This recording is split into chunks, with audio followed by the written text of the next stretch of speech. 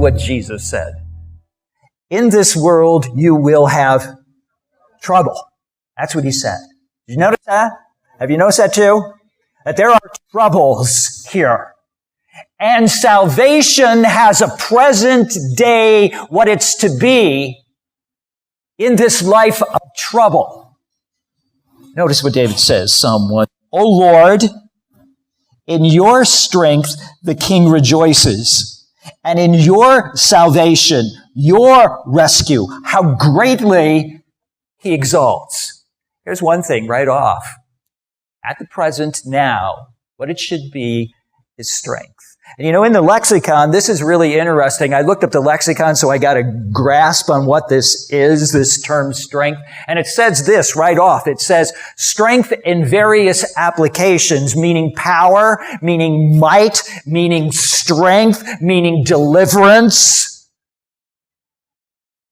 That's what it's to be. In the troubles, there is a strength. There is strength that comes from it. You know, when David said this,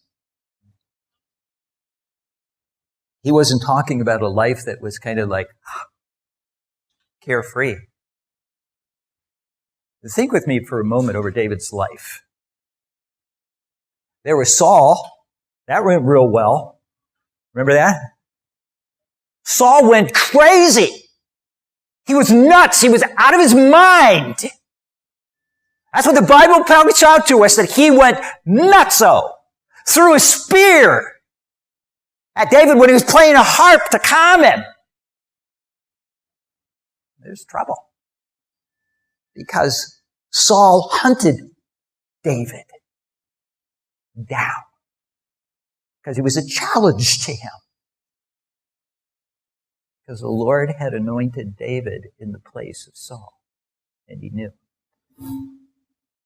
Well, his life wasn't carefree. As a matter of fact, there's a couple of other ones that I wrote down here. There was Abner, Saul's general. That was fun. There were the Philistines. And warfare. I mean, outright literal warfare. And then there were his kids. Absalom? What did Absalom attempt to do? Take over the kingdom. And what was he going to do with David? Kick him out, to say the least. To kick him out. And then there was the Shimei. You remember that? In the midst of all of this, there's this Shimei who keeps throwing stones at David. Keeps cursing David. Yeah, Big David going out partying with Bathsheba, then covering it up by killing Uriah. Woo, woo, woo, woo. Look at him, the big king over there, the big king. Everybody look at the big... And he kind of follows David around wherever he goes, and he sits there, mouths off. And the king's general said to David, why don't you kill him? Why don't you just kill him? Because he could. David didn't. You know what he said? How do I know that the Lord sent him for this? Good reminder. David's life was not peaceful.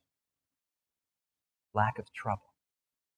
But it was this. It was marked by strength. And it was a strength in the various applications of where it was needed, the various applications based on the deliverance that God brings him. Guaranteed.